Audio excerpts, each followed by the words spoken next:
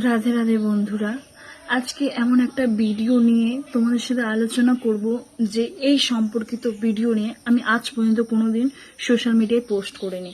তো গাইস, ভিডিওটা এত জঘন্য বা যে সম্পর্কে আমি কথাগুলো বলবো, একটু 2 মিনিট সময় বের করে আমার সমস্ত ফেসবুক পরিবারের কাছে অনুরোধ রইল, একটু সময় বের করে ভিডিওটা পুরোটা দেখবেন।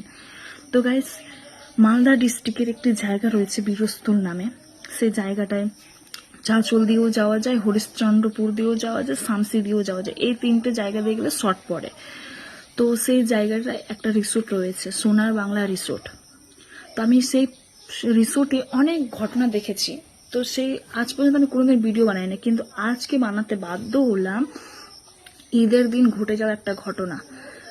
হিন্দু হোক, মুসলিম হোক, খ্রিস্টান হোক, জৈন হোক, বৌদ্ধ, সে যে ধর্মেই হোক না, যখন কোনো উৎসব হয় মানুষ একটু ঘোরাঘুরি করে, এটা বাস্তব। তো ঈদের দিন কিছু মেয়ে ঘুরতে গেছে তো সেই মেয়েদের সঙ্গে যে আচরণটা করেছে সত্যি খুব খুব জঘন্য। তো গাইস, আজকে সকালবেলা আমার সামনে একটা ফেসবুক একটা ভিডিও আছে, দীপক চ্যাটার্জি আইডিটা, একটা ওইসনি একজন ভদ্রলোক। তো সেই ভদ্রলোকটা কোথাকার কি করে আমি কিচ্ছু জানি না। তো সেই সম্পর্কিত ভিডিও নিয়ে এই ভদ্রলোক কিছু কিছু কথা বলেছে, আমার শরীরটা গায়ে শিউরে উঠেছে। তা আমি মনে করি আপনারাও যদি সেই ভিডিওটা দেখেন আপনাদেরও শরীরটা শিউরে উঠবে, তাই আজ এই ভিডিওটা করলাম। তো সেই ভদ্রলোকটার মানে দীপক চ্যাটার্জি ভদ্রলোকটার কথাটা শুনে আমার সত্যি মনে হয়েছে ভিডিওটা করা অত্যন্ত প্রয়োজন এবং শেয়ার করা প্রয়োজন। তো গাইস, মানে পুরো ভিডিওটা আমি আর নিজের মুখে কি বলবো, পুরো ভিডিওটা আপনারা দেখে নেন। এবার আপনাদের কি মনে হয় বা কি মতামত কমেন্ট বক্সে জানিয়ে যেও গাইস। শুধু এইটুকু অনুরোধ রইল, পুরো ভিডিওটা একটু দেখবেন। রাধে রাধে। চাচল সোনার বাংলা রিসর্টে কিছু ঘটনা ঘটে।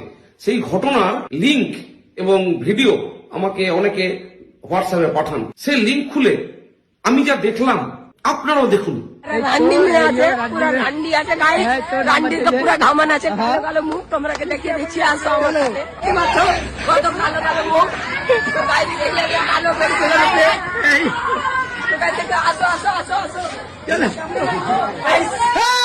গাইস, তোমরা দেখছো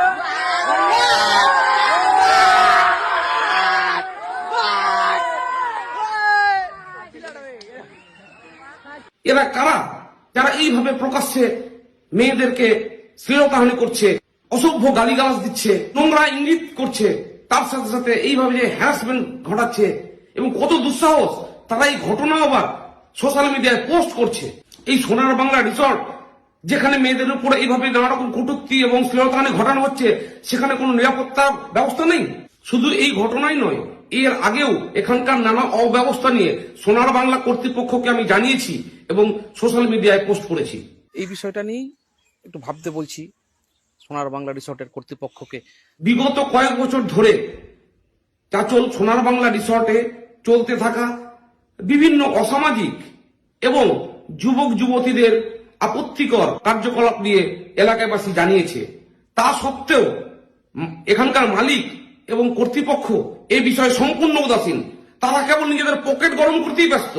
নাক টিপলে দুধ বেরোয়, এই সমস্ত ছেলেরা প্রকাশ্যে মেয়েদেরকে এইভাবে হ্যারাস করছে, এবং কত বড় তাদের ধৃষ্টতা যে এই ঘটনা আবার তারা ফেসবুকে প্রকাশ করছে।